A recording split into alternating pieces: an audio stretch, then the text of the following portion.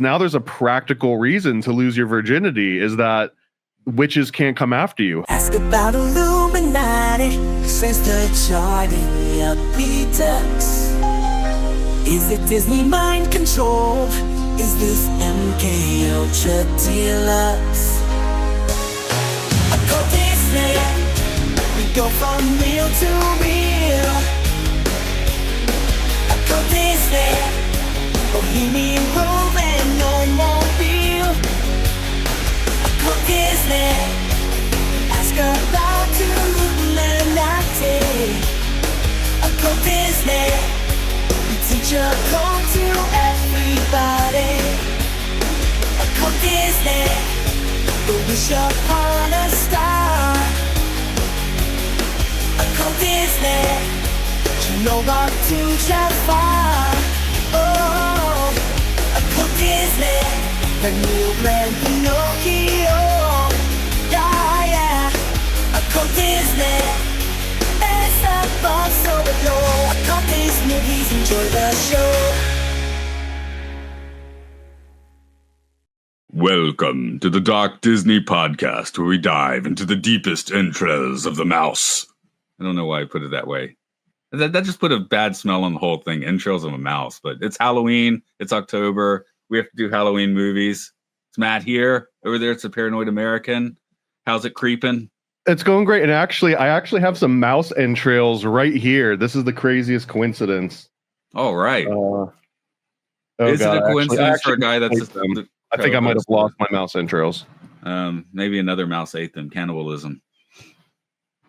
It could happen. But yes, we're doing a bit of our Dark Disney now. This is Hocus Pocus, an extremely beloved movie, which I watched for the first time last night. So, I was saying to coworkers, I got to watch Hocus Pocus. Same with Halloween Town. Like, my coworkers of 10 to 20 years younger than me, I'd say Halloween Town and Hocus Pocus, and they just start jumping up and down, giggling, So it had like a interesting response, like a very strong response, more than if I say we're watching Robin Hood.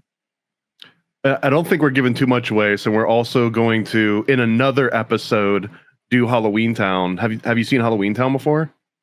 Well, yeah, for this podcast, but yeah, that was also a first view. I didn't know that movie existed until I said, like, I was like, this year you choose the Dark Disney, and you were like Halloween Town. Like, that's the first time I heard of Halloween Town. So, what's funny is I hadn't even seen it before then either, but that was part of the reason, is because I knew that it had some kind of a cult following, but I didn't see it because it came out, I guess, in a part of time that I didn't really care to see it. In '93, when Hocus Pocus came out, I absolutely saw this thing. I think it was like as soon as it came to VHS. I was an early adopter of the VHS releases.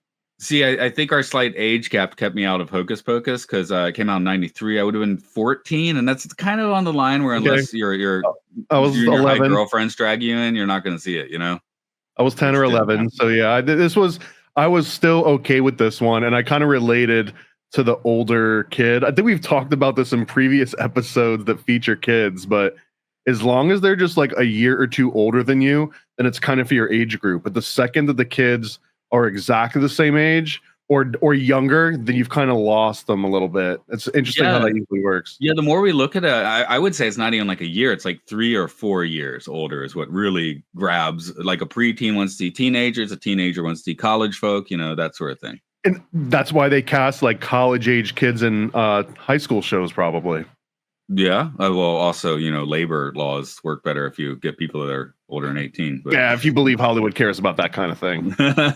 Well, they have to at least pretend they care about it, and then they lop off a few people's heads with a, airplane rotor. So, whoa, save that for the planes review. Yeah. So this is the first time you saw this one. Since we're gonna do some occult decodes and give some interesting stuff, I do want to get maybe the subjective, like personal opinion stuff out of the way. So first viewing, what do you think? Is it worth the praise that you see other people give it? I watched another often maligned Halloween film the night before, which was Halloween 3.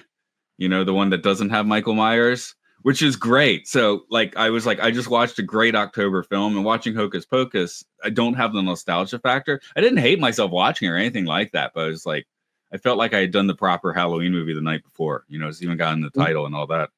So would you add Hocus Pocus to your October playlist for next year and the years to come, or are there better ones For that would take me, its place? it is on a ton of people's playlists. This movie is becoming like weirdly increasingly popular. Like now, like in the past, since in the past few years, it's really like gotten some more legs. Like it's still making money. It's come out in theaters again. I think in late 2020, it was like number 2 behind Tenet. You know, I mean, there weren't many movies playing at that time, but it was number 2. And as recently as 2020, they released it again in 2023, 2024. It's starting to get like Halloween theatrical releases. So the movie was kind of a flop when it came out, but it is. It's got legs, you know, like many of Disney's classic animated ones. You know, Snow White, you can still re-release and make a couple $1 million.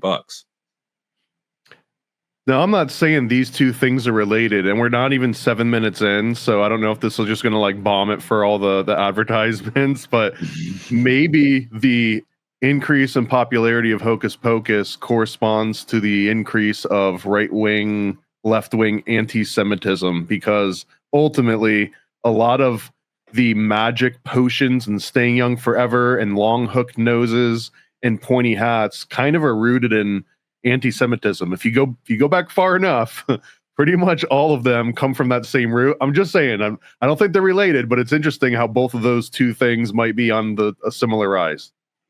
Yeah, well, we got the divine Miss M, of course, headlining the thing. So, and I'm just looking at her wiki. Actually, I don't know that much about her. When you get right, I mean, obviously, Bette Midler. You know, I know who she is, obviously, but you know, I mean, like, I don't. Oh, that wasn't directed towards Bette Midler, but I guess it makes sense. Well, no, my point was just I'm trying to. I feel like she's kind of a you know, like drag queen icon or something, right? And then I'm just checking if she's like considered to be like you know, Barbra Streisand sort of zone. I think so. I mean, in her own mind, I'm sure she is. Okay, yeah. So it's just interesting that you go there. I mean, she did Fiddler on the Roof. That's where she got her start on. So yeah. Okay. Well, I mean, I'm sitting here figuring out if she like maybe she said this was the most fun she had working, so she liked making this movie. But okay, well, maybe it's because like blood libel is real, and she was tapping into an epigenetic memory of how fun blood libel used to be back in the day. But essentially, the whole story of Hocus Pocus, and I say this because I'm incredibly jaded and I don't know if I would say biased, but one of the most common reasons that Hocus Pocus has come up in my attention over the last 10 years is because people are always like, it's about adrenochrome, it's about adrenochrome. And I guess it does share this one commonality of living forever and essentially stealing youth from the youth in order to consume it and live forever. Kind of sounds like a Clinton sort of surprise birthday party or something in like a basement of a pizza parlor.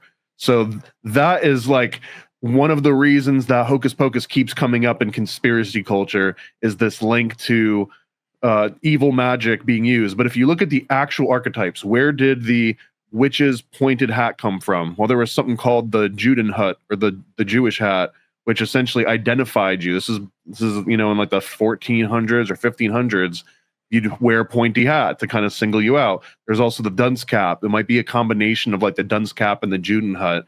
And then you've got the archetype of the old witch with the hooked, crooked nose. Like all of these are ultimately rooted in these like old tales, again, from the 14 or 1500s of like blood libel. So I think that's the most controversial take and interpretation of Hocus Pocus, just to get it out of the way. No, I'm taking a look at my notes here. I have in my notes misspelled both adrenochrome and Ghislaine, which made it easy to find because they were, you know, underlined in red. So, because I misspelled. Where does Ghislaine come up in here? Let's just skip to that. Oh, I was just thinking of like you know, trafficking kids for your adrenochrome and stuff like that. So yeah, that yeah. So you know, it's common enough that this movie has, for whatever reason, it's sort of right behind Monsters Inc. I think whenever someone comes up with a Disney adrenochrome reference, it tends to be Monsters Inc. first with a Scream, which is probably like the best example of it, followed by this one.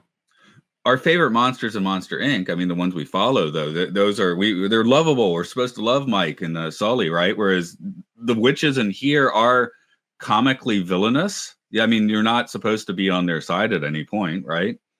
Maybe when they're getting murdered. I mean, No, for all the wrong they're reasons. they're bragging too much that they're coming back when they're getting killed. So For all the wrong reasons, I don't hate Sarah Jessica Parker as a witch in this role. No, the casting is fantastic. Kathy, I'm not quite sure how to say her last name. Namaji? Yeah, so forgive me. I'm going to call them Bette Midler, Sarah Jessica Parker, and the larger one. Okay, you can call her Kathy if you want, but I'm not going to mess with her last Kathy, name. if I remember Kathy. Well, it's like the comic strip Kathy, right? She's larger. I guess. Okay, I'll go with that. That's a good mnemonic device. And I'm always going to see Kathy strip. Yeah, just trying to work it out for you. So where do you want to go with this one, man? Do you want to start with some of the background and the box office and all that? This is one where I'm reading. I mean, this is not a movie that's like, like a film history thing. So it's not like there's a ton of stuff on it, but some of it just sounds wrong. The producer explains how he came up with the idea for the film one night. He and his young daughter were sitting outside and his neighbor's black cat strayed by.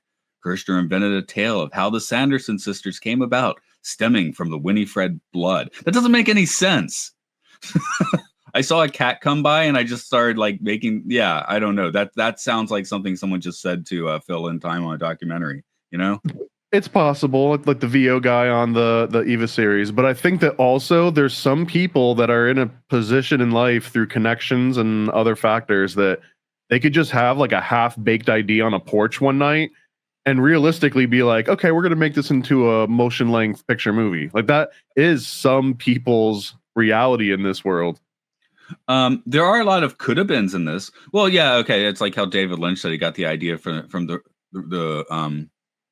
Red Room, Weird Room, and Twin Peaks because he touched a car handle and it was hot, and then he doesn't count. David Lynch doesn't count. He doesn't. I don't believe almost anything that he says. I bet he's still doing his weather reports somehow. I hope so. There are a lot of could-have-beens in this movie that are at least fun to think about for a second. The script had been bouncing around for 10 years, originally called Halloween House, which is a crappier title. It was darker and scarier, and the protagonists in that version were all 12-year-olds, so skewing a little. I mean, I guess we got the sister that's like 10 or whatever, but then we don't do the 12-year-olds here. So, and by that I'm like trying to figure out if they mean the witches were going to be 12 years old in this one. No, protagonists. I guess I just said the witches are not protagonists. Then they tried to make it with Steven Spielberg, like with Amblin, right? And he was like, well, Amblin's making family films and Disney is a competitor, so I don't want to do this. So no from Amblin and Spielberg on this one. And then let's see. People before Bette Midler, it was supposed to be for Cloris Leachman, which I don't know. Sure, why not? I mean, I guess that could have worked too. Who's Dolores Leachman? You got any other roles that we know her from? Frau Blucher from Blazing Saddles, I believe. Not Blaze House. He's a Young Frankenstein. Okay. I mean, that one's a little more of an obscure reference. Okay, she was in a bunch of sitcoms. She was in like 70s stuff. I'll take your word for it. Okay. What were her shows? Mary Tyler Moore Show, Facts of Life. She's on The Last Picture Show. So yeah. Okay. I mean, she's off your radar. That's fine. But yeah, she was a star that could have done this movie, and it probably would have been fine.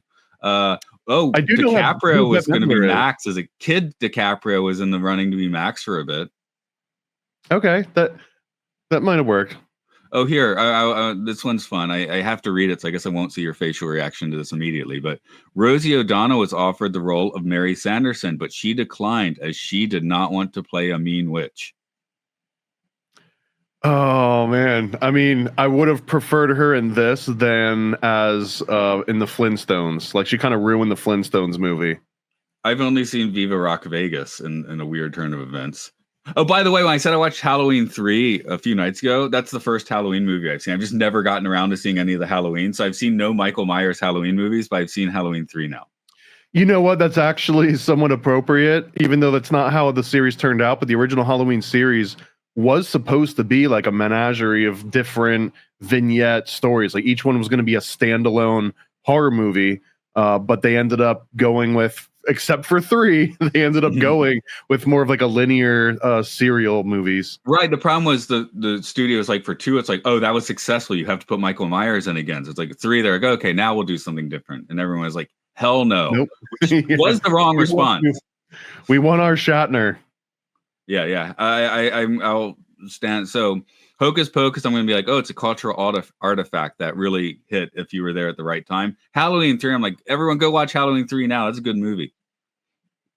I guess so, but I think you're going to get way more response for Hocus Pocus. I am going to get way more response. So many more people were allowed to watch it, and also because it becomes an early part of the Halloween ritual for children, and because it's appropriate for children. So for a lot of people out there, they might have already seen this unwillingly 4 or 5 times while their head is still a little bit soft and it's penetrating their skull, and now this becomes a actual ritual in traditional Disney sense, right? This is what Disney wants.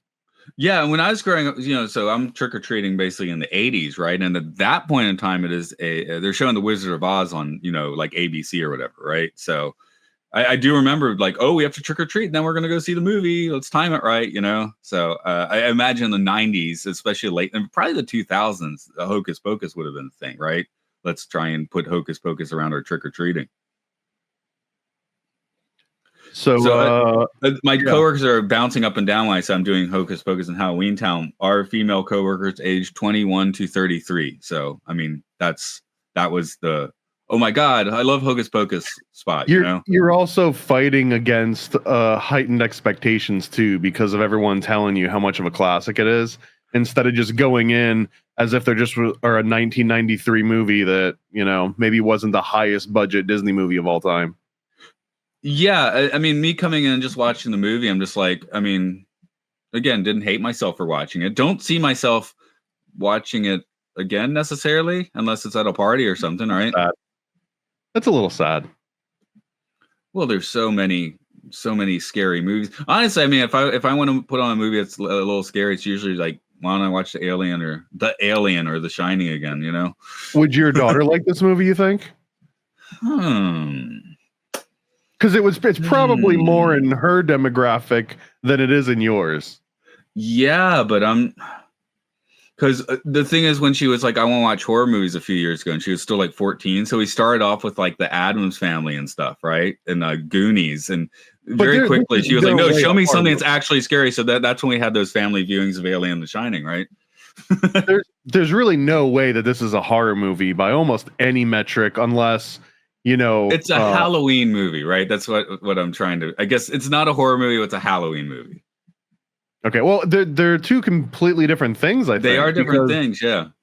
Because they're just like there's Christmas movies and then there's Christmas movies, right? So some Christmas movies are to like get you into the Christmas mood, just like Hocus Pocus might get you into the Halloween mood.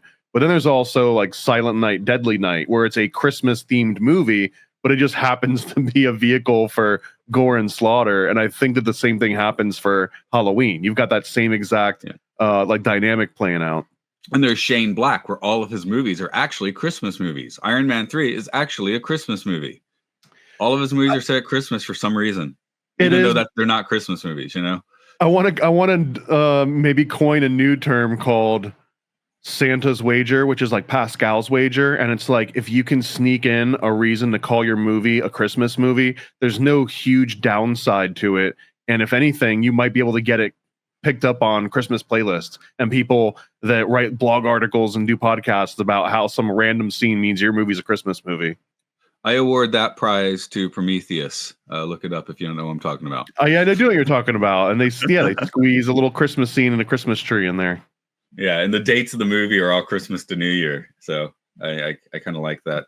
Well, let's I guess I'll just start. I mean, that's basically what I had to say about production on this one. It's soundtrack. James Horner was going to do it. It went to John Debney. So when it started, I was like, did Danny Elfman do it? And I was like, no, he didn't. I found that very quick. Horner did write Sarah Jessica Parker's theme. Okay, whatever. So he did actually write a little bit. Each of them had their own theme. I put a spell on you. I really did. I like throwing that in. Have you watched the old school Screaming Jay Hawkins performances of that song? I have, although I don't know if I would consider a pre-existing song a theme. I guess technically it could be. Oh no, that's James Horner wrote a different theme for Sarah Jessica Parker, and then I just started moving on to "I Put a Spell on You" because it's a cool song with cool performances from the past. Yeah, I prefer if you haven't seen one, Screaming Jay Hawkins do it. Oh, of course, you got a man with a bone in his nose screaming into a microphone. It's great. Also, I'm generally not a fan of musicals, period. And this one does kind of turn to musicals a few times, but it is a little bit better when the main characters are the ones that are actually doing the singing. So I'm not saying that I like that. I would have preferred no music at all, but the way that they did it and where Bette Midler singing, I do think that that's preferable to needle drops or to whatever the hell else Disney ends up using to shoehorn in a musical number, because it just means like 5 minutes of less script writing. Yeah, it's a pretty late stage musical though. It's like what 75% of the movie through before it starts considering that. Yeah, they're betting on the audience has like a sunken cost fallacy in play. They're like, oh, I've already sat through this long. I guess I'll deal with a song real quick. Anyway, I Put a Spell on You. I was happy about that. So yeah. Let's see. Okay, I guess we'll. I feel like I've kind of done most of the production pieces. We want to start rip. You said this one was kind of like a failure at first, then it becomes a cult classic. So what did you already say how much it cost and how much it made? I didn't, partly because the box office includes all of that later money. So when it came out, it was like number 4 of the week at the box office. It came out. Now it's 28 million budget, 53.2 million. So it is now profitable, and it will continue to be profitable because people will keep. You mean after 3 decades it got after to that? 3 decades? Yeah, that's why I kind of like glossed over it, because it's not really an accurate figure for its original release. 4th place opening weekend. Let's see if I can. But it's been re-released at least twice since then, and made like another several.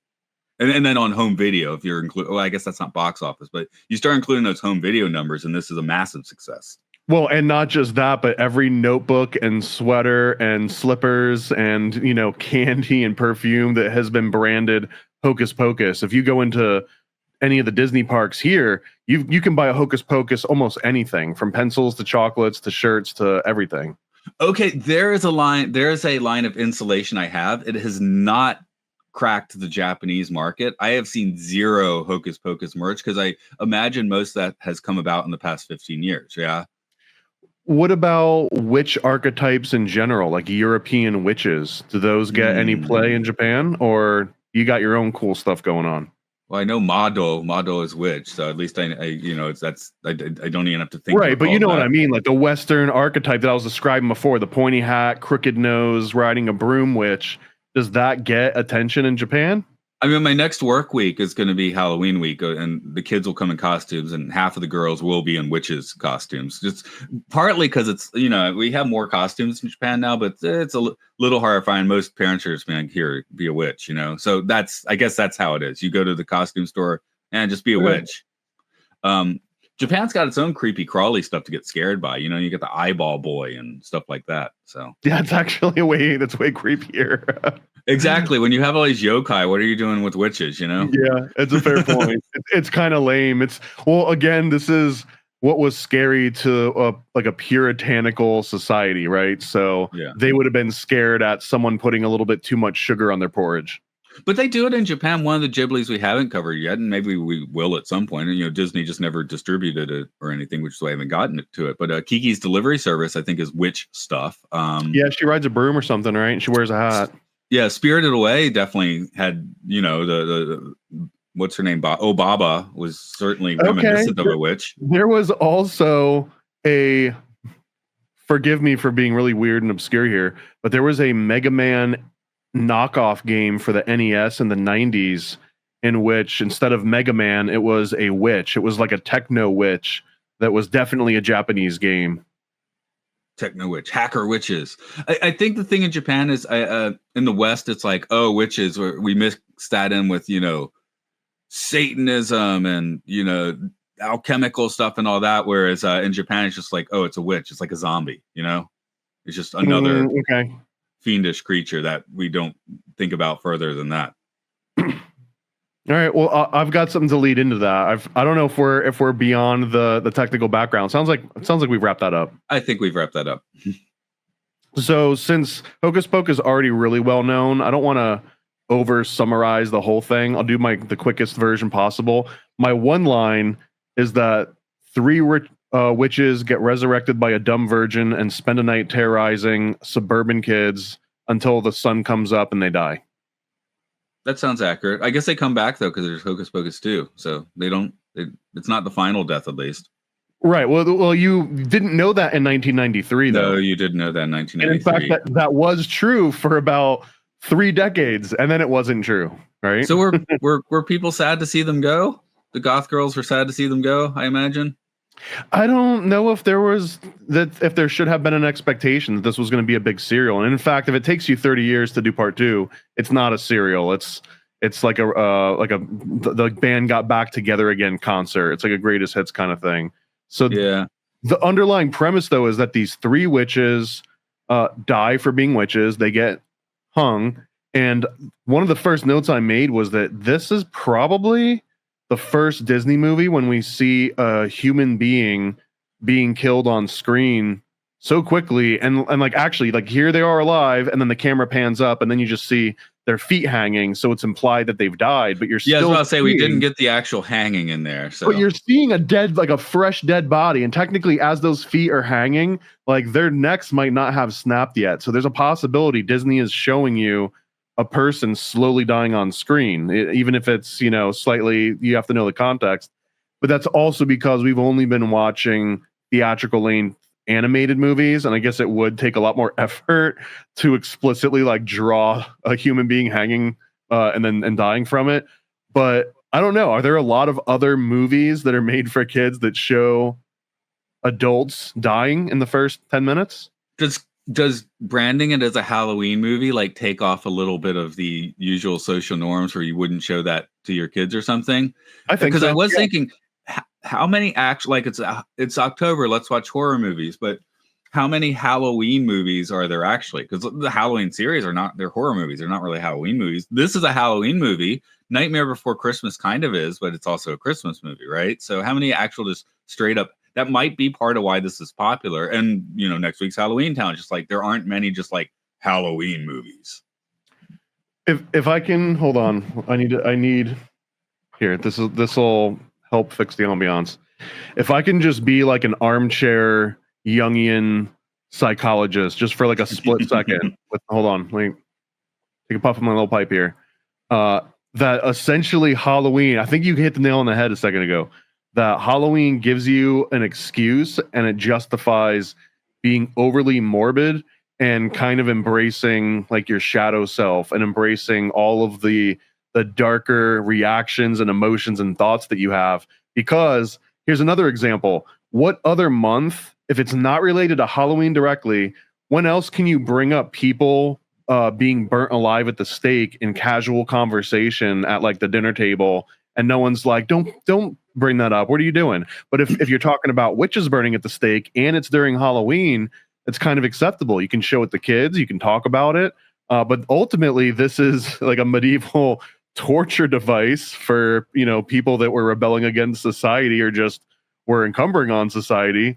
And that's one of the most violent ways to die. It's a horrific way to die, and it becomes sort of a prop. Yeah, well, and taking off that social band-aid, in 2 weeks it's on my schedule already. I'm supposed to go be the ghost for kids, right? Where they come knock on the door. We've got blackout curtains and everything. I've got a robe and a creepy pumpkin mask. I'm playing ambient music in the background, doing my Cookie Monster voice and giving them candy, right? But I'm going to make a few kids piss themselves, most likely, That's part of the fun for everyone, though. And I think it's part of the reason why we still have Halloween, more so than any other historical basis, that it was just found organically that this particular ritual that we've been doing for hundreds of years, much longer if you go back to like its Celtic roots, right? But this one ritual that we've collectively been doing, at least in the States for this long, that it gives you a reason to sort of act out in a way that you wouldn't act that same way in every other night of the week or of the entire year. I mean, like, for example, also, I'm not saying it's a good thing, but like vandalism is somewhat normalized on Halloween. Like you might get Mhm. shaving cream on your car. Someone might They're throw an toilet egg or papering in this something. movie, aren't they? Like these things happen. But if that were to happen at any other point in the year, if you're toilet papering someone's house in July, like you might actually catch a charge. Versus the cops are just like, yeah, what do you want me to do? But it's Halloween night. Kids are doing it. But if you do it not on Halloween night, it's all of a sudden you're being a dick to somebody instead of just having good old fun. Yeah. Where was your trick or treating line? Actually, it's funny. The year where we got too old to trick or treat, we just went out in the streets and made like a low budget horror movie, which you can find online. I think we called it after a song. It's "Surprise You're Dead." So you'll find the song mostly because it's a Faith No More song, right? But maybe if you type Atlanta 1991, something like that, you might actually find it on YouTube. But yeah, we were like, oh, we're too old to trick or treat now. What are we going to do? Oh, let's make a horror What movie age in the is that? streets. What was that for you? I think I was maybe 13. Okay, I think I'm pretty much right there. 13. I think I actually went out at 14 and was like, "What am I doing? I'm one of the oldest people out here. This is lame." And then it almost became a challenge to like, I'm gonna throw a pumpkin on somebody's roof now, just to counteract that I feel like a baby. Now I need to do something that disproves that I'm a baby. It wasn't fun, but I mean, it was cathartic in the moment. I wouldn't recommend doing it. And that might be why this movie completely blew past me, because it came out when I was 14, right? So it was like right after I'd finished trick or treating. It's time to put Halloween on the back burner for a few years. Teenagers aren't that into Halloween. Like it's weird in Japan. Once you're past age, I don't know, 12, you don't wear a costume. Nobody does costumes. They were having big Halloween parties in like Shibuya and stuff, but the cities have been like, do not come here. Do not drink alcohol on the street. Police will be dispersing you. They don't want New Year's as well. So the Tokyo Halloweens and New Year's have gotten somewhat watered down in the past few years. Is there trick or treating of any kind in Japan? No, we have to kind of we have to do Halloween parties because I teach kids. So one school's like in town, right? So they just like they've preloaded a few local businesses so we can take a group of kids there and they have candy so they can trick or treat, but it's okay. Like we set it up. We're doing one and when we're in a neighborhood, so we can't just like have people do that. So we're just going to go to a park and hide a bunch of eggs and stuff. It's like an Easter egg hunt, but with Halloween stuff. One of the ways that they started, I mean, I grew up in maybe one of the last generations where you just let your kids out of the house on Halloween night and we're like, I guess we'll see you in 4 or 5 hours. And you just came back home, and we just went to strangers' houses and knocked on the door, kind of like in these early movies, right? But that's what I did. But like I want to say, like maybe 10 years after that, then the big thing was trunk or treating, where a bunch of kids, parents, and school administrators and stuff get together in a parking lot, and then the kids go from like trunk to trunk, or they'll go to a mall or a strip mall. But I mean, that was only 10 years after the 90s. So now malls don't really exist in the same capacity. So now that's kind of out. So now the new way that I think it's materializing, it's a combination of the like certain stores or like a trunk or treating thing. Then also certain neighborhoods will just become known as like, this is the trick or treating neighborhood. This is the place that you go because people actually practice this. And then elsewhere, like we don't really get trick or treaters.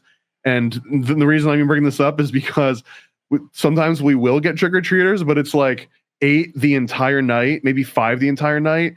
And then over half of them are ringing the doorbell around 8:30 or 9 o'clock at night. And they're just like 16 or 17-year-old teenagers with no mask, no makeup, nothing. And they're just like, lame. Yeah, give me something, And when they're that old, you're just like, you've got nothing better to do right now. You're absolutely going to key my car, aren't you? Let me go and find you something.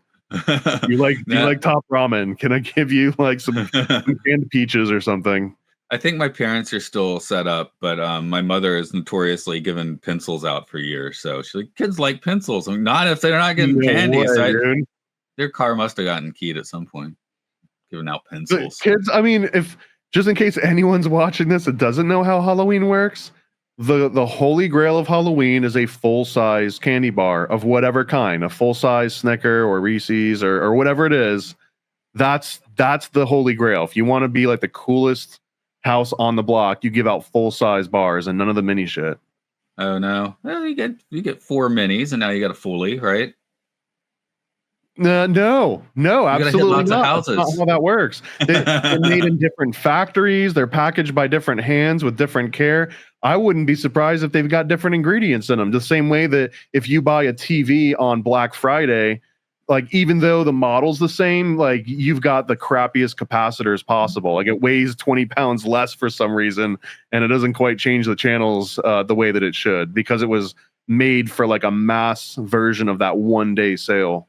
I've basically cut chocolate out of my life. That is the one inflection point of inflation in Japan that's I've noticed the most. I mean, I don't buy rice, which apparently is What, chocolate? chocolate. All the chocolate, Okay.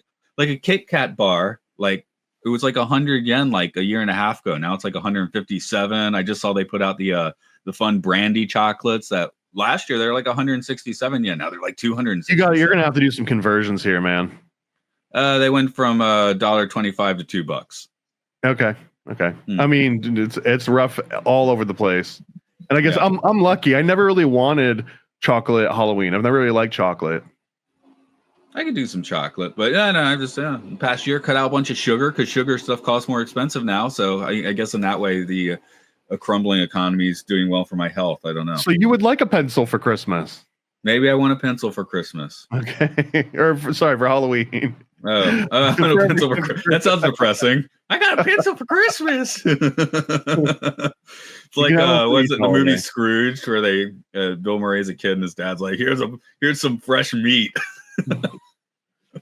Okay, so I do have some story notes on this, and then I've got some occult notes. The story notes, the first one that I noticed is that the 3 witches, they act as a pack. They have like a pack mentality, and then whenever they split up, then things go wrong for all of them. They either make bad decisions, or they stand out, or something else weakens them individually. So as a pack, they're actually incredibly strong, but they've also got some sort of like an animosity between each other, and you can even tell that the Bette Midler character is sort of the ringleader, and that she's likely taking advantage of the 2 other witches throughout this. So they're kind of doomed for failure. But it was an interesting, like a very obvious dynamic that whenever they're together, they're powerful, and whenever they're separated, they're not powerful. My big regret again of not telling you to watch the 2023 Haunted Mansion, because once you go in the mansion, you're trapped in the mansion, and if you leave, you have to come back. The ghosts are within a day going to drag you back. So I'm just another, as this movie becomes popular again, this other movie comes out where it's like we have to keep these people together, right, in a supernatural way. Wait, that's lore and part of the Haunted Mansion of the 2023 movie. Oh, once of the movie, you enter, not the ride. You are of the mansion. Yeah, this is the movie that's why I said I still regret telling you to watch the Eddie Murphy one and not the 2023 one, which the more time goes on, I'm like, that one's a lot better. So oops. Maybe we'll do that for Dark Disney next year. Do it properly. Okay. We could have it like a Dark Disney month, and we'll do 31 movies. How about that? Ooh, that's gonna be busy. The other note I had is that the whole plot point is that they need to burn this candle, this black flame candle, and it has to be lit by a virgin. That's the whole entire like MacGuffin kind of the movie. Like the whole entire like plot device is that everything is working towards getting a virgin to light this candle. And what's interesting is that they mention the black flame candle is made from the fat from a hanged man and lit by a virgin. And while I don't believe there's any such thing as a black flame candle from history, there is something that sounds exactly like that called the Hand of Glory, which I think is actually a cooler name. But the Hand of Glory was also rumored to have been made from the fat of a hanged man, or technically the fat of any different criminal. And it was mixed with virgin wax, not lit by a virgin. But those 2 things being close enough, it does seem like it would be an easy reference that they probably pulled into this movie from like an actual formula. Like this is the actual recipe to create a magical candle is from the blood. I mean, it's kind of like if Tyler Durden just went to jails instead of like Saks Fifth Avenue dumpsters. The other interesting thing is it's the virgin boy that lights the candle, and in movies, I feel like in horror or supernatural things, it's always a virgin girl, right? Whereas virgin boys are usually left for movies like American Pie, where they're comically trying to get it, you know? So this is an interesting place where it's like, it's the virgin boy involved in supernatural stuff. So I want to say this too, as like 11 years old watching this movie, there was a very real, I felt like a peer pressure to no longer be a virgin, because now there's a practical reason to lose your virginity, is that witches can't come after you. Like, look at how many curses you could avoid by just not being a virgin. So Babe, we gotta do it. Witches are gonna come after me. Yeah, right? I'm sure that's a good come on line. If you want to live, right? But come with me if you want to live. Ooh la la. This could probably be classified under the whole like Disney is sexualizing children for nefarious reasons. This one you could probably sell me on, and I don't know if I've ever heard people bring Hocus Pocus up more so than like Lion King. I feel like telling me that I can avoid certain death and torture by not being a virgin is more sexually suggestive than showing the words SFX in the air for 0.5 seconds and then it fades away. I like this movie. I was legitimately like, damn, that's another reason that I need to lose my virginity soon, is because I can get out of black magic. I mean, I don't know. That was just a random thought that I had as I'm watching this. I remember specifically thinking that like this Disney is telling me that here's a reason. Yet it really appealed to like preteen and maybe some teenage girls. Like I said, and when all the foreign teachers are saying there's about 7 people, I say I'm watching Hocus Pocus Halloween Town, and again the 3 teachers are female, age 21 to 33. Like everyone else was just like sitting there, like no reaction. You know, it was like this. Look, the 3 main characters, like the 3 headlining characters are all women, right? And then it's basically about a family with a girl and then his little sister, and then there's like the guy, and the guy was basically like a Tiger Beat cover style guy. Like you said, the alternative would have been a Leonardo DiCaprio, right? So this movie kind of had the first casting was. It seems as though whoever was in the room usually, and they're like, how are we going to market this to guys? He wasn't in the room the day that they put together this movie and cast it. He's the new kid on the block. They call him that. Hey, there's 16 and 17-yearolds that knock on your door. Maybe they're just in the new kids on the block costume. They got a members only jacket. I'm not going to lie. I think when I was like 6, I might have had a New Kids on the Block sleeping bag. Okay, yeah, certainly not. I remember in the 4th grade, all the boys were very angry at the New Kids on the Block. So, although to be fair, I'm pretty sure at 6 I wasn't buying my own sleeping bags, so that might have been imposed on me. I don't remember the context as to how I came under possession of it. Kid does have a drum set though. That's good. I got out a lot of my aggression with a drum set in high school. You know, bad math test, and the drummer from our band would just leave the drums at our house, which my parents must have hated that. But you get home from school, you're stressed out, you pound out a few beats. That's how I learned to play the drums. It's still not going to protect you from witchcraft. I don't know. If you play the right rhythm, the witches will go away. No, in fact, it's the opposite, I think, because there's a scene in Hocus Pocus where Sarah Jessica Parker starts put a spell on singing, them. And she does like a Pied Piper thing, right? Like she kind of reenacts the whole Pied Piper, which is in itself is also a pretty dark story if you look into the Pied Piper and the whole child trafficking angle here. But either a group of kids mass migrated out, and some examples are that they died, some of they got the Black Plague, some are that they were recruited for like a children's crusade, which sounds pretty badass, but I couldn't find any other context on that one. But ultimately, yeah, this is like the worst fear of a small town, is that someone comes in and just steals all the different children. This is basically every Stephen King novel on a long enough timeline. That's basically the premise of A Nightmare on Elm Street. You know, he's in their dreams. You can't do anything anymore, you know? So some of these supernatural elements, I guess those are story beats, but should we talk about Catman? Oh, yeah, I guess. It's sort of a non-thing. I feel like this is also the tie-in for like Sabrina the Teenage Witch had Salem the Talking Cat, and there's almost an archetype now that you're now going to expect that any Halloween movie worth its salt is going to have a person that has turned into a black cat and that can talk. That's kind of part of the formula now. Okay, so that's just we're call that pop culture formula. I did do one Halloween in Salem actually, geez, 20 years ago. I don't even remember what my costume was, but yeah, we went to the Witch Museum and went around drinking, craft beers, and it was fun. So Okay, I think we went in November, September or November. We did like the month before to the month after October because it gets crazy for October proper. It was pretty crazy. I don't think, it was October proper. It was pretty crazy. I think it's worse now though, because I remember someone recently telling me they tried to go and it was just madness where we could at least like get in and do it and stuff. So it wasn't bad. I'm probably not the best candidate for it. I didn't hate it. In fact, I'd probably like Boston more of just all of the old like revolutionary and like Masonic stuff. But when you get to Salem, in my mind, it's sort of a whole bunch of tourist traps just kind of all strung together and patched together. Sounds about right. And all the really cool buildings that probably have real like witchcraft backstories are like a Chili's or a Kinko's or a FedEx. I've been to Boston, but I haven't seen Boston. It was really foggy that day. So you've seen Boston? No, it was too foggy. You couldn't see like 20 meters ahead or 30 feet or whatever.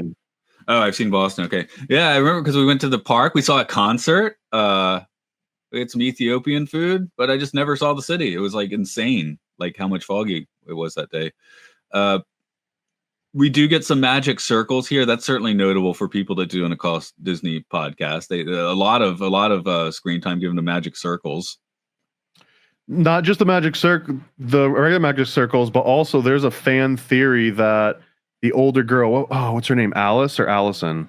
But the older girl that is part of this movie, she might actually be a witch, and there's even some scenes when she's doing the magic circle stuff, like that she is inherently got some. She seems to know it.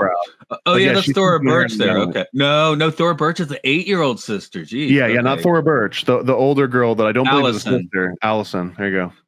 I just made that connection because I saw Thora Birch's name in the credits, but I wasn't looking for an 8-year-old because I wasn't thinking about chronology hard enough. So I just kind of forgot to look for her.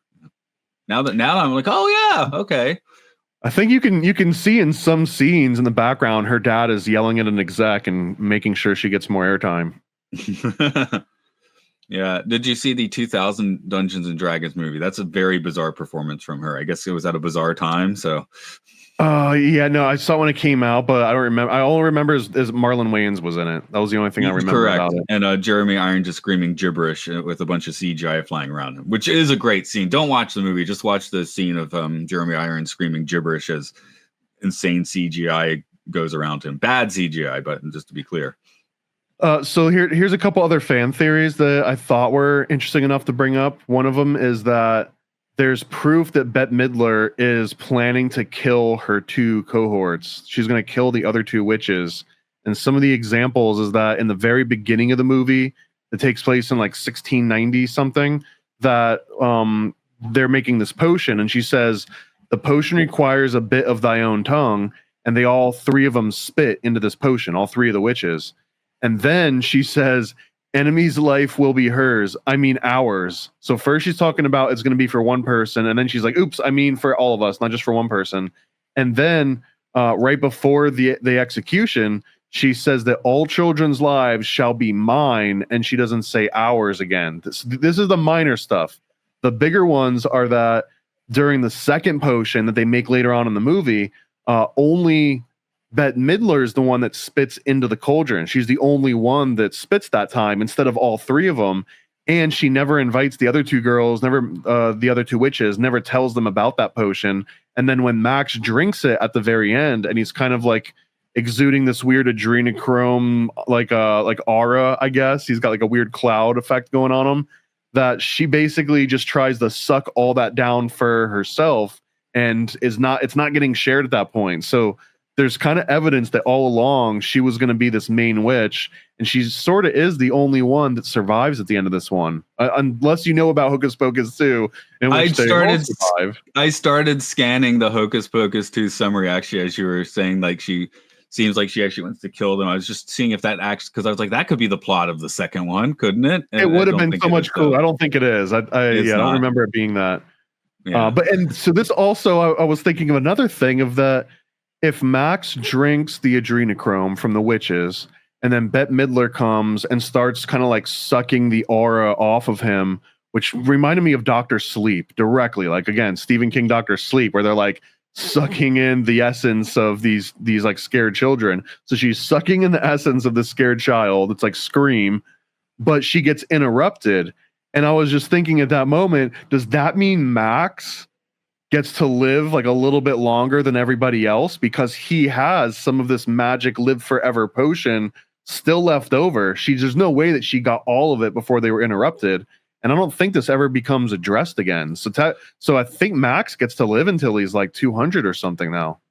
Well, he's been as a cat. But doesn't he go away as a force ghost with his sister? No, not the cat. No, I'm talking about the actual boy. Right, but he's like kind of a force ghost at the end. No. So that's the 1963 kid that gets turned into a cat. But I mean, like the actual, okay, the main protagonist. Right. Max, he's right? gonna live to 200. Okay, I got you. Sorry, I crossed my wire. Yeah, there. because he's the one that drinks the adrenochrome, and it shows that it physically has affected him. And then Bette Midler starts ingesting whatever she can, but then she gets turned into like a gravestone. And I was also thinking that maybe her like sucking down this magic potion is the reason that she turns into a gravestone and the other two witches just explode. Looking at the other one, it looks like we don't get those characters back. It's the witches and mostly new people. It does focus on now it's girls that are virgins in this. So they did to go with my earlier point that this movie's a little weird for focusing on the virgin boy. The Hocus Pocus 2 seems to turn that lens over. And they kind of make a joke out of it too. He even goes and tells like a fake cop, the guy that's dressed up like a cop for Halloween, and paraphrase him, but he's like, "They're gonna get me because I'm a virgin." He's like, "Man, that sucks, kid." Yeah, he needed to be in the movie Almost Famous instead. I feel that the Binks the cat, I can't remember the ghost boy's name, but yeah, he gets turned into a cat, and he apparently gets to live forever, but he's also cursed at being a cat. But then also he's a ghost. And I almost feel that some of those things are not the same. Like you can't live forever, but then also be a ghost. I don't know. Is that if you're a ghost, is that you living forever? I feel like you're dead now and you're just dead forever. Well, you're living between worlds, trapped between worlds. Isn't that what a ghost is supposed to be? Well, okay, so that's a good point because now I realize there's a different state between trapped between worlds, right? There's a ghost state where you still have some movement and you can communicate and like bang, I guess, like doors open or something. But then there's another version of this where you're Bette Midler and you're frozen in time, where technically she's not alive or dead, but she doesn't have the same freedoms that a ghost would have. So now there's like, just because you're trapped between realms doesn't define who you are. I guess Beetlejuice taught us this too. You can be whoever you want to be when you're trapped between realms. Right. You be you as between dimensions. Let's see. You got anything else you want to scratch on into? Two quick ones, and then we'll wrap this up. One is that just two fun facts about Sarah Jessica Parker scenes in this movie. One is the Pied Piper scene. This is based on an actual event that was historically recorded in 1284, where 130 children in Hamelin, Germany disappeared. And that's where all these different stories of, okay, maybe they drowned, maybe they got the plague, maybe they were all kidnapped. That's a massive kidnapping operation. Maybe it was Sarah Jessica Parker. Well, maybe it was Sarah Jessica Parker. But also, one of the things that this has been blamed on was a dancing sickness, which is what Sarah Jessica Parker does in this one. One of those is called the St. Vitus dance, which actually, if you look it up, it's just kind of like a nervous disorder. So I don't think you would actually dance your way out of town. You would just kind of be trembling. But there are other examples. One of them was the dancing plague of 1518. And this is where a group of 50 to 400 people started dancing and couldn't stop for weeks. And they didn't record what the fatalities were or if there were any, but rumors and stories have built around this event over the last 500 years. And a lot of them are just like, they all died. Like 400 people like just caught the bug to dance for weeks and weeks. And then they all danced themselves to death. and there's really no great historical explanation of why this happened, only that it did happen. The only ones that make sense are like ergot poisoning, and like mass hallucination. But what does that even mean at that scale and for that length of time? Extreme restless leg syndrome. I guess, but even, I mean, it's funny to say, but really, what would make you dance for weeks on end until you die from it? And I just said it because sometimes town. I do wake up at 4 a.m. I'm sitting there kicking for 30 minutes. So I don't have the story. I don't have the background on this, but just trust me, bro, that this is a real thing. But the Italian music style and dancing style called tarantella was also, I think, based on this premise that there was a certain sound or song that a witch could play that would transform you into like a dancing spider. Not literally, but that you would like be stuck and cursed to continue dancing this tarantella until you kind of succumb to it. So this is another very persistent theme of weaponized audio technology. Oh, no. Basically, I've played tarantellas on my cello. Right. Well, this is all DARPA. This whole movie's DARPA. The tarantella's DARPA. Pied Piper's DARPA. DARPA. So that's what I got, man. I think that there was a lot of meat here. I don't think like the whole the third state thing, the adrenochrome thing, the Max gets to live forever, and no one seems to mention that thing. The weaponized audio. I think there's enough here to make this movie interesting enough for at least one full watch. Yeah. Oh, for sure. And if you do want to hang your nostalgia hat on this movie, go for it. You know, what is absolute crap that I want to watch? Police Academy movies. I know those movies. Hocus Pocus is much better than the Police Academy movies, but I'll watch those. Okay. I mean, I'm not arguing against you. Hell, we're about to watch all those Ernest movies. Yay! So there, you and I want to watch Ernest movies is like other people want to watch Hocus Pocus. We sacrifice. Just dear listener, just know that we gave up a very big sacrifice because Ernest Scared Straight or Ernest Scared Stupid was going to be on this, and I was like, oh man, Halloween Town and Hocus Pocus are a little bit more on brand for Disney, but I think we're going to start. Early announcement, we're going to start with Ernest movies on Christmas and then do them seasonally. So we'll do one every Ernest by the seasons, because it works out. 4 Disney produced Ernest movies. So there's a weird place to tell you folks. But that does mean next year's Dark Disney will be Ernest Scared Straight will for sure be one of those. And Scared Stupid. Stupid. Now I did it. Yeah. It's confusing because the second one is Ernest Goes to Jail. Right. Yeah. So that one should be called Ernest Scared Straight, kind of, right? It would have been so much smarter, yeah. If it was all Ernest Scared Stupid, Ernest Scared Straight, Ernest Scared Santa, I don't know.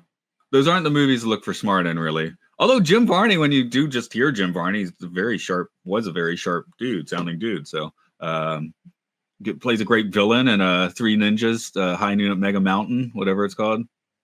He plays a great old lady with a neck brace, one of my favorite characters of his. Yeah. So looking forward to getting into that. So our nostalgia that many people would have for Hocus Pocus, everyone has it for something weird, and 100% that's mine. Ernest Scared Stupid is my Hocus Pocus. There we go. Do I have a Halloween movie? Because I haven't seen Ernest Scared Stupid for the 30 years, since I was 13 or whatever. Very looking forward to it. I don't do like the family Halloween movies. I usually want to do like scary movies. Even for Christmas, I want to do horror scary movies. Well, I said it back in the Haunted Mansion episode. For the past few years, I've been putting on Muppets Haunted Mansion when it's Halloween time. Although I played it with my folks last year, and I'm going to see my folks again. So I guess I'm not going to do it this year because it's like, why are you putting this on again? I would love if there was a way to normalize making horror movies for every month. Like, it would be great if there was enough Valentine's horror movies that you could actually have like a full playlist full of them and not just a few kind of here and there. Easter Bunny murder movies, that'd be cool. Or you could have like Jesus as a stalker, you make that for Easter. Yeah. Jesus is back and he's pissed. Uncle Sam is there's got to be a movie where Uncle Sam's murdering people. Yeah, I don't doubt it, but nowhere near the scale of Halloween movies or Santa movies where a Santa impersonator is killing people, right? Like, what is there actually an Arbor Day horror movie, or is that just a sketch comedy or something? Is what? Arbor Day. The tree. The tree's going to kill you. Yeah, The Happening. right? With Mark Wahlberg. That's basically an Arbor Day scary movie. Okay. Oh yeah. So there we go. So a horror for every season. That sounds great. I guess we will wrap up this Hocus Pocus. The spell has been cast. Where do you want to send people for their October or later? I'm just going to say, please go subscribe to the Paranoid American podcast on whatever audio podcast platform you've been putting on. If you haven't already, man, October has been the busiest month ever since I've ever been doing any kind of content, mainly because I'm trying to catch up to Matt. Matt puts out these episodes almost immediately within like a day or two. I'm trying to catch up to the pace. But that also means that for this entire month of October, I've had a brand new episode, either Occult Disney, Under the Docks, Cartoon Cabal, Paranoid American podcast, Monthly Mormon Monday. I've got all these different segments. Every single day I've had a new episode, and I'm trying to keep that going. But if you're not already subscribed, then you've got a backlog of like 300 or 400 episodes across all these different podcasts. So time to start catching up. And I mean, holidays are coming up. You're going to be traveling. You're going to have a bunch of downtime after work. So just subscribe now to the Paranoid American podcast, and you'll have endless content to just put on the background and keep you busy. And I'll just send you to my specific podcast for Halloween 3, Season of the Witch. That's going to be over at Films and Filth. That's a movie I watched for the first time this week, along with Hocus Pocus. And I'm like, yeah, great movie. So hear us rap about that. Films and Filth. That's my plug. All American stickers, cryptids, cults, and killers. We got all your favorite conspiracies, all of that and more on our sticker sheets. Paranoid American stickers, they'll make you smile and snicker. False flags and secret societies, all of these and more on our sticker sheets. Explore the unique with Paranoid American sticker sheets. Unearth tales of cryptids, cults, and mysteries through each sticker. These won't last long. Get yours now at paranoidamerican.com. All American stickers, cryptids, cults, and killers. We got all your favorite conspiracies, all of that and more on our sticker sheets. Paranoid American stickers, they'll make you smile and snicker. False flags and secret societies, all of these and more on our sticker sheets. What the heck are you waiting for? Discover the extraordinary with Paranoid American sticker sheets. From cryptids in the night to cults out of sight, each sticker is a unique find. Get yours now at paranoidamerican.com. Paranoid. Yo. I scribble my life away, driven to write the page. Will it enlighten your brain? Give you the flight, my plane, paper the highs ablaze. Somewhat of an amazing feel when it's real to real. You will engage it. Your favorite, of course, the Lord of an arrangement. I gave you the proper results to hit the pavement. If they get emotional, hey, maybe your language, a game, how they playing it well without Lakers. Evade them, whatever the cost, they are the shapeshift. Snakes get decapitated, met is the apex. Execution of flame you out, nuclear bomb distributed at war, rather gruesome for eyes to see. Max them out, then I light my trees. Blow it off in the face, you're despising me for what though? Calculated and rather cutthroat. Paranoid American must be all the blunt smoke for real. Lord, give me a day away, vacate. They wait around to hate whatever they say. Matters not in the least bit. We get heavy rotate when a beat hits, so thank us, you're welcome. Fuck the niggas for real, you're welcome. They ain't never had a deal, you're welcome.